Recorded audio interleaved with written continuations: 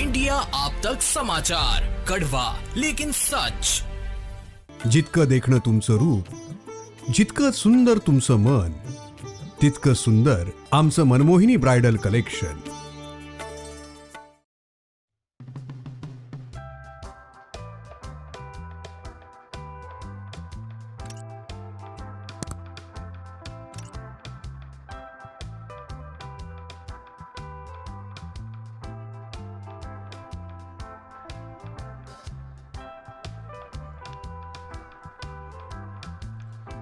नमस्कार, मैं हूं आनंद शर्मा और आप देख रहे हैं इंडिया आप तक समाचार। मेरे बगल में ये जो महोदय हैं, ये जो प्रतिमा दिख रही है आपको, ये किसान की प्रतिमा है। भारत एक कृषि प्रधान देश है और यहाँ पर खेती का अपना एक महत्व है। खेती का महत्व तो है ही, लेकिन कई जगहों पर खेती फेल हो जाती है, किसान आत्महत्या करते हैं और उसका कारण ये रहता है कि एक तो नई टेक्नोलॉजी वो लोग इस्तेमाल नहीं कर पा रहे हैं, नई टेक्नोलॉजी के बारे में जानकारियाँ नहीं मिलती है, खेती के नए तरीक़ों के बारे में जानकारियाँ नहीं मिलती है। इस वजह से कई बार उनको नुकसान होता है और नुकसान की वजह से वो कोई गलत कदम उठा लेते हैं। इस वक्त हम मौजूद हैं जैन हिल्स पर। जैन इरिगेशन सिस्टम लिमिटेड एक ऐसी कंपनी जो किसानों के प्रगति के लिए अक्सर काम किया करती है। यहाँ पर हर साल एक प्रदर्शनी का आयोजन किया जाता है और अभी भी किसान के लिए प्रदर्शनी का आयोजन किया गया है 14 दिसंबर से 14 जनवरी तक। एक महीने तक यह प्रदर्शनी चलेगी और यहाँ पर पूरे देश भर से किसानों को आमंत्रित किया जाता है नई चीज़ें बताने के लिए, नई टेक्नोलॉजी बताने के लिए, नए तरीके बताने के लिए, ताकि किसान जो है वो ज़्यादा से ज़्यादा फसल को ले पाए, ज़्यादा से ज़्यादा उसका फ़ायदा हो। हम लोग यहाँ पर मौजूद हैं और यहाँ पर मैं दिखाने का प्रयास करूँगा कि जैन इरिगेशन सिस्टम जो है वो किन सुविधाओं के साथ इस प्रदर्शनी को आयोजित करता है। ये प्रदर्शनी यहाँ पर आने के लिए किसी भी तरह का कोई चार्ज नहीं है। आप यहाँ पर आइए, पूरी प्रदर्शनी को देखिए, अपने फ़ायदे की चीज़ों को आप एक्सेप्ट कीजिए और ज़्यादा जानकारी के लिए हम लोग आगे चलेंगे।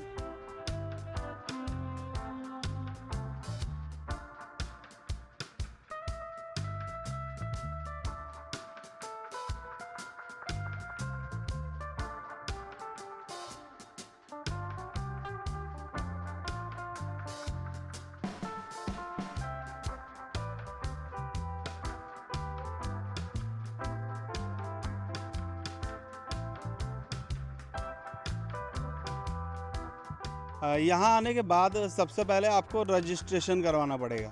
रजिस्ट्रेशन इसलिए ज़रूरी है क्योंकि यहाँ पर कौन आया है, कितने लोग आए हैं और कितने लोग यहाँ से बाहर गए हैं, कहीं किसी के साथ कोई अनहोनी ना हो पाए, इसके लिए ये रजिस्ट्रेशन ज़रूरी है। तो सबसे पहले आपको आने के बाद ये रजिस्ट्रेशन करवाना है। रजिस्ट्रेशन करवाने के लिए आपको आपका नाम, पता, फ़ोन नंबर, व्यवसाय वगैरह सभी कुछ यहाँ पे डिटेल्स देनी पड़ेगी। जिसके बाद आपको ये जो पास मिलेगा, इस पास को आपको स्कैन भी करवाना पड़ेगा ताकि अब आपकी एंट्री हो गई है ये पता चल पाए।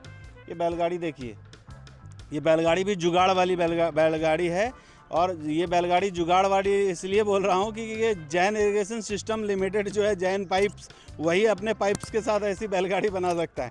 आप देख पाएंगे तो यहाँ पर सभी कुछ ज़्यादातर पाइप्स का इस्तेमाल किया गया है। यहाँ पर छोटे मोटे जो पाइप्स होते हैं उन पाइप्स को यहाँ पर लगाकर, और ये बताएगा किसानों के मतलब खेती के उपयोग में जो इंस्ट्रूमेंट्स आते हैं उन सब का इस्तेमाल यहाँ पर बैलगाड़ी बनाने के लिए किया गया है। ये बैलगाड़ी दिखाती है कि किसान कितनी मेहनत से, किस तरह से क्या काम करता है। अभी आगे चलते प्रदर्शनी की तरफ।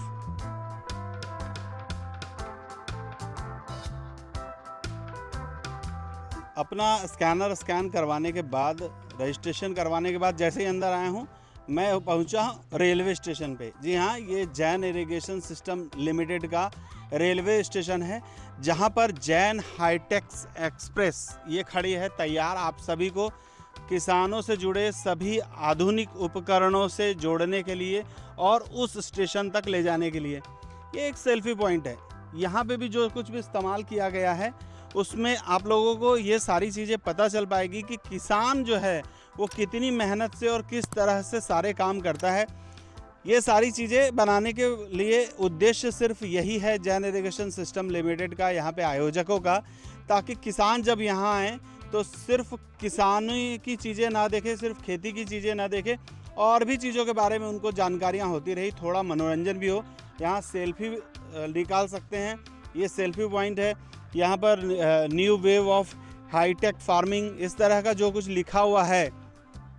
यहाँ पर लोग, सजावट इतनी अच्छी है, वैसे भी जैन हिल्स का तो मुकाबला है ही नहीं इस प्रदेश में। नहीं, मैं तो ऐसा कहूँगा कि महाराष्ट्र में भी प्राइवेट प्रॉपर्टी के नाम पर अगर खूबसूरती दिखाई गई हो तो आप जैन हिल्स में आइए, तभी आपको पता चल पाएगा कि आखिरकार प्रकृति होती क्या है।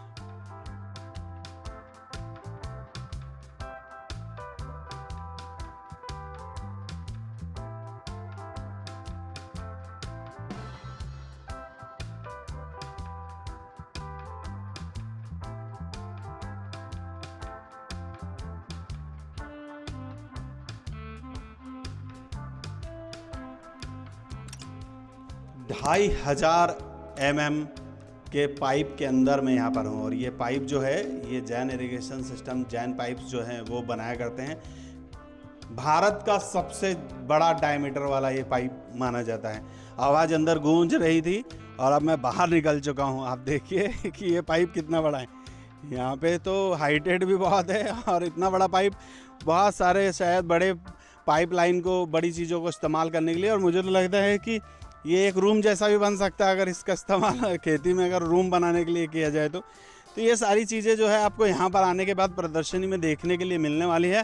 ज़रूर आइए यहाँ पर। मैं कहूँगा आप भारत से कहीं से भी देख रहे हो तो यहाँ जलगांव में ज़रूर आइए, जैन हिल्स पर, जहाँ पर नई गूंज है किसानों के लिए।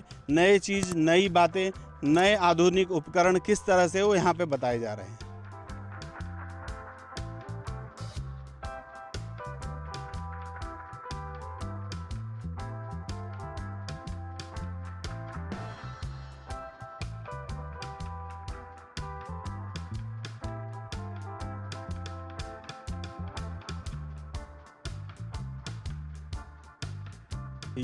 यहाँ पर ये जो इंस्ट्रूमेंट्स हैं ये सभी जो टपक सिंचन होता है, ठिबक सिंचन मराठी में कहते हैं, बूंद बूंद पानी गिरता है पाइप में। आप अभी कभी खेत में गए होंगे तो आपको देखने के लिए मिला होगा।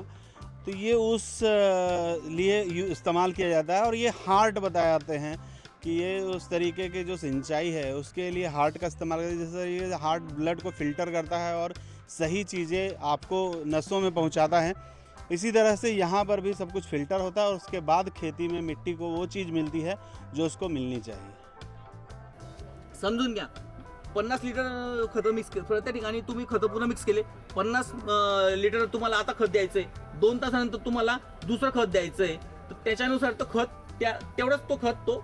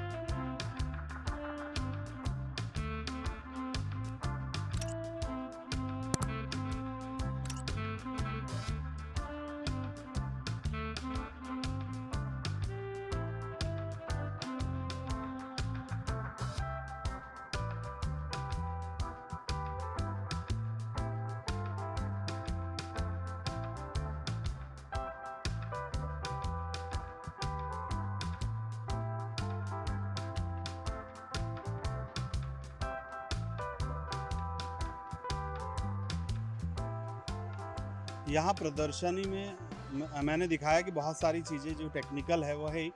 क्या क्या औजार होते हैं, किस तरह से काम होता है, थोड़ी जानकारी लेते हैं यहाँ पे। किस तरीके का यहाँ पर औजार वगैरह है? हाँ, यहाँ पे जो हमने इस साल जो इस कृषि महोत्सव में शामिल की हुई जो मशीनरी आहे वो पूरी जैन की मशीनरी आहे। हाँ जी, याच्यामध्ये आपण जे सामील ठेवलेल्या ज्या मशिनरी आहेत त्या पूर्णपणे जैन इरिगेशनमध्ये त्याचा रिसर्च आणि डेव्हलप करून तयार केलेल्या मशिनरी आहेत। तर आपण पाहू शकतो की या सुरुवातीला आपण ज्या मशिनरी मांडलेल्या आहेत त्या हळद आणि आलं लागवड करण्यासाठी मशीन बनवलेलं आहे। त्याच्यामध्ये हळदीची लागवड करण्यासाठी बेड बनवला जातो, त्याच्यावरती हळदीची लागवड केली जाते आणि त्याच्यावरती ठिबकची नळी पण अंतरली जाते। अशी 3 कामं याच्यामध्ये केले जातात। त्याच्यानंतर आपण ही छोटीशी अवजार पाहतो ती आहे ते कोळपे आणि वखर आहेत। त्याच्या साहाय्याने आपण 2 लाईनमधलं जे गवत आहे, तण आहे ते काढण्यासाठी या मशिनरींचा आपण बऱ्यापैकी वापर करतो। नंतर हे जे पाहतोय आपण ते आहे ते ऊसाचा डोळा काढण्यासाठी। नर्सरीमध्ये ज्यावेळेस ऊसाची लागवड केली जाते तर त्याच्यात छोटासा एक ऊसाचा डोळा काढून तो लावला जातो बॅगमध्ये। तर ह्या मशीनच्या साहाय्याने तो डोळा काढून तो बॅगमध्ये लावला जातो। आपण पुढं पाहतो हे पंप आहे आपल्या इथंच हा तयार केलेला आहे। साधारणतः 18 HP पासूनच्या पुढच्या 45 HP पर्यंतच्या ट्रॅक्टरपर्यंत हा पंप आपण सहज जोडून फळबागेमध्ये किंवा इतर ॲग्रिकल्चर पिकामध्ये ह्या पंपाचा चांगल्या प्रकारे वापर करू शकतो। नंतर हे पाहतोय तर आपण हे बटाटा काढण्याचं मशीन आपणच विकसित केलेलं आहे। मिनी ट्यूबर म्हणजे लहानशे काचेच्या गोटीच्या आकाराचे बटाटे आपण इथं तयार करतो आणि त्याची परत काढणी केली जाते। तर एवढे लहानशे बटाटे मोठ्या मशीनच्या साहाय्याने आपण काढू शकत नाही, तर खास त्याच्यासाठी आपण आपल्या पद्धतीनं हे मशीन विकसित केलेलं आहे। हे आहे पेपर मल्चिंग कम ड्रिप लेईंग मशीन। तर ह्या मशीनच्या साहाय्याने आपण बेडवरती पहिल्यांदा ठिबकच्या नळ्या टाकल्या जातील आणि त्याच्यानंतर मल्चिंग पेपर त्याच्यावरती अंतरला जाईल। पाठीमागच्या बाजूला आपण पाहतोय की 2 मार्कर आहेत। त्या 2 मार्करच्या साहाय्यानं आपल्या गरजेनुसार, पिकाच्या गरजेनुसार आपण बरोबर त्याच्यावरती 2 लाईनमध्ये किंवा एका लाईनमध्ये पण आपण त्याच्यावरती पेपरवरती मार्किंग करू शकतो की जिथं आपल्याला झाडांची म्हणजे आपल्या ज्या लहानशा रोपांची लागवड करायची आहे ती एकदम सहज पद्धतीने अपन त्याच्यावरती लागवड करू चलाएगा सकते। कौन इसको? ट्रैक्टर से चलाया जाता है। यहाँ पे आप देख रहे हैं कि 3 पॉइंट लिंकेज है, तो उसको कनेक्ट करके लगभग 45 HP का ट्रैक्टर या उससे ऊपर का जो है वो ट्रैक्टर इसको जरूर और है। वो जो है वो भी बैलगाड़ी। हाँ जी, मल्चिंग पेपर बिछाना का है, ये भी मशीन है लेकिन ये बैल से चलने वाला मशीन है। तो इस पे खाली ऑलरेडी आपका बेड तैयार होना चाहिए, उसके ऊपर नली भी डाली हुई चाहिए। बस ये मशीन चलाओ और पेपर मल्चिंग कर दो, उस पर मिट्टी उसके ऊपर लगाई जाएगी। Thank you. ये पीछे आपको दिखाता हूँ, ये सोलर पंप्स हैं जैन के, सनलाइट सोलर से चलने वाले पंप्स हैं यहाँ पर। Jain solar sunlight pumps, Jain solar nano pump, इस तरीके के पंप्स हैं। जनरली बिजली के वजह से जो किसान होते हैं वो कहीं ना कहीं परेशान होते हैं, तो बिजली की समस्या जो है वो ना आए इसके लिए यहाँ पे कौन जानकारी दे रहे हैं हम? आई सर, किस तरीके के पंप्स हैं ये? अभी अपने तरफ तेज इरीगेशन की तरफ से 0.1 HP से 10 HP तक सोलर पंप अवेलेबल है। एक पंप का जो है अपना ये तेज सोलर नैनो पंप है 0.1 HP का, 0.5 HP का है। ये अपन घरगुती यूज़ के लिए यूज़ कर सकते हैं, पानी लिफ्ट करने के घर लिए। में भी यूज होता है। हाँ, पानी लिफ्ट करने के लिए। ये जो मोबाइल टेक्नोलॉजी है उस पर भी वर्क करता है ये सब? घर से बैठ के इसको ऑन ऑफ किया जा सकता है? हाँ, मोबाइल से भी हो सकता है। यहाँ पे ये जो पंप्स हैं ये सोलर से चल रहे हैं। अभी भी जो पानी इसमें है वो सोलर के ही, इससे मेरे ऊपर जो है वो सोलर की शीट्स लगी हुई है, पैनल्स, उससे ये हो रहा है। तो यहाँ जो आप देश भर से किसान आएंगे उनको ये चीज़ें देखने के लिए मिलेगी कि क्या क्या यहाँ पर नई टेक्नोलॉजी का इस्तेमाल करके खेती और ज़्यादा विकसित की जा सकती है, और आपको ज़्यादा जानकारियाँ देते ही रहेंगे इस बारे में। तब तक के लिए नमस्कार।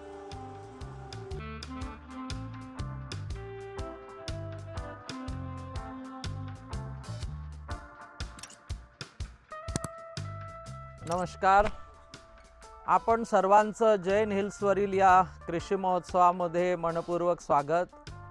गेली 3 वर्ष झाले आपण जैन हिल्सवरती हायटेक शेतीचा नवा हुंकार या कृषी महोत्सवाचं आयोजन या ठिकाणी करतो। प्रामुख्याने आपण बघतोय आपला जळगाव जिल्हा हा देशाच्या केळी उत्पादनाचा आगार आहे आणि देशामध्ये जी केळी उत्पादित केल्या जाते त्याच्यामध्ये साधारणपणे 20% हिस्सा आपल्या जळगाव जिल्ह्याचा आहे आणि 25% हिस्सा अख्ख्या महाराष्ट्र राज्याचा आहे. आज मोठ्या प्रमाणामध्ये जळगावसह सोलापूर, धुळे, नंदुरबार, अमरावती या जिल्ह्यांमध्ये, पुणे या जिल्ह्यांमध्ये मोठ्या प्रमाणामध्ये केळीची लागवड होते आहे. मागच्या वर्षामध्ये जर आपण बघितलं, स्वर्गीय भंवरलाल भाऊ जैन यांनी 1994-95ला जे स्वप्न पाहिलं की या देशाच्या केळीची निर्यात व्हावी आणि केळी निर्यात होण्यासाठी केळीची निर्यातक्षम जात असावी, निर्यातक्षम त्यासाठीचं तंत्रज्ञान असावं, पॅकेज ऑफ प्रॅक्टिसेस असावे आणि ती केळी आंतरराष्ट्रीय बाजारामध्ये पसंतीला यावी आणि म्हणून आपण या ठिकाणी केळीच्या प्रगतीचं काम सुरू केलं. आज आपण ज्या बागेमध्ये उभा आहो ही जैन ग्रँड9 प्रतीची ही जात आहे.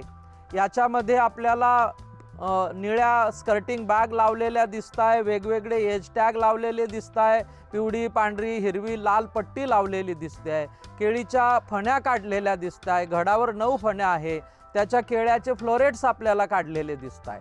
या सगळ्या प्रक्रियेला निर्यातक्षम गुणवत्तेचे आंतरराष्ट्रीय स्तरावरती पॅकेज ऑफ प्रॅक्टिसेस आपण याला म्हणतो, जेणेकरून आपली भारताची केळी ही परदेशी बाजारपेठेमध्ये पसंतीला पडली पाहिजे आणि पिवळा धम्मक दाग विरहित असा रंग तिला केळी पिकल्याच्या नंतर आला पाहिजे.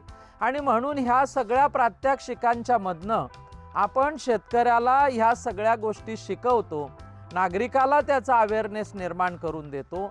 त्याच्यासोबत आपण बघितलं असेल या ठिकाणी लाल केळीची लागवड आहे की जिला आयुर्वेदामध्ये किंवा याच्यामध्ये महत्त्व आहे. तिच्यामध्ये कॅरोटिनाइडचं प्रमाण जास्त आहे, पोटॅशचं, फॉस्फरसचं प्रमाण जास्त आहे, कॅल्शियमचं प्रमाण जास्त आहे. या ठिकाणी इलाकी केळी आहे जिचा टिकाऊपणा जास्त आहे. या ठिकाणी नेंद्रन केळी आहे, ही स्पेशली चिप्स बनवण्यासाठी या केळीला महत्त्व आहे. बंथल नावाची केळी आहे, ही ओरिसा राज्यामध्ये कुठलंही लग्न हे बंथल केळीच्या भाजीशिवाय होत नाही. या ठिकाणी कर्पुरा नावाची केळी आहे, ही केळीच्या घडासाठी आणि जेवणावळीच्या पानांसाठी प्रसिद्ध असलेल्या अशा वेगवेगळ्या 5 ते 6 जाती या ठिकाणी आपण बघतोय. प्रामुख्याने मला आपल्याला हे सांगायचं आहे की मागच्या वर्षामध्ये महाराष्ट्र राज्यातनं 6 लाख टन केळीची निर्यात झाली आणि 2293 कोटी डॉलर आपल्याला या देशाला मिळालेत. आणि म्हणून आपल्या या केळीच्या पिकाला ज्या पद्धतीने आंतरराष्ट्रीय बाजारपेठेमध्ये स्थित्यंतर घडत आहेत, पनामा रोग वाढतोय, सिगाटोका रोग वाढतोय, क्लायमेट चेंजचा इफेक्ट आहे, होंडुरस, इक्वेडोर आणि फिलिपिन्स सारख्या देशामध्ये उत्पादन घटताना दिसत आहे. आणि म्हणून महाराष्ट्र आणि जळगाव आपल्या या जिल्ह्याने या पिकाकडे आता परदेशी बाजारपेठ डोळ्यासमोर ठेवून बघणं गरजेचं आहे. स्थानिक बाजारपेठ मोठ्या प्रमाणामध्ये उपलब्ध आहे, पण आपल्या सगळ्या पत्रकार बंधूंना कल्पना आहे, आपणच बातम्या लिहिल्यात की मोठ्या प्रमाणामध्ये 30 ते 32 रुपये किलोने केळी या हंगामामध्ये विकल्या गेली, कारण मोठ्या प्रमाणामध्ये केळीची निर्यात वाढली. आणि म्हणून आंतरराष्ट्रीय नामांकन काय आहे, त्याच्या पॅकेज ऑफ प्रॅक्टिसेस काय आहे आणि कशा प्रकारची गुणवत्ता मिडल ईस्ट असेल, इराण, इराक, तेहरान, जिद्दा, अबुधाबी, ओमान, US किंवा युरोप असेल किंवा रशिया असेल, या बाजारपेठेंना कशा प्रकारची केळी लागते ती केळी आपण निर्माण करतो आहे.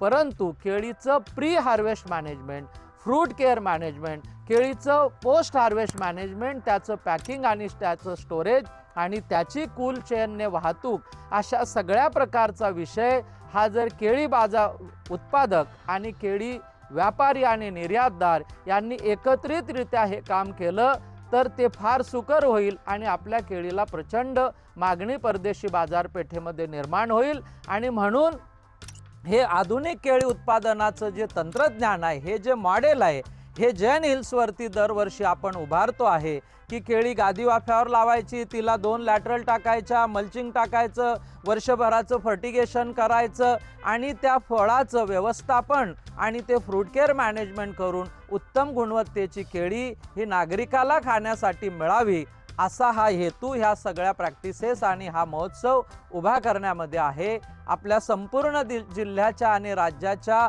शेतकऱ्यांनी ह्या 30 दिवस चालणाऱ्या 14 जानेवारीपर्यंत चालणाऱ्या जैन हिल्सवरील हायटेक शेतीचा नवा हुंकार या कृषी महोत्सवाचा फायदा घ्यावा आणि आपल्या फायद्यासाठी प्रत्यक्ष या ठिकाणचं ज्ञान मिळवून ते आपल्या शेतावरती कशा पद्धतीने आपल्याला मांडता येईल, उपयोगात आणता येईल, या ठिकाणी आपण यावं, बघावं, अभ्यास करावा आणि हे सगळं घेऊन जावं, एवढीच आपल्या सर्वांच्या वतीने आपल्या राज्यातील शेतकरी बंधूंना विनंती करतो. धन्यवाद.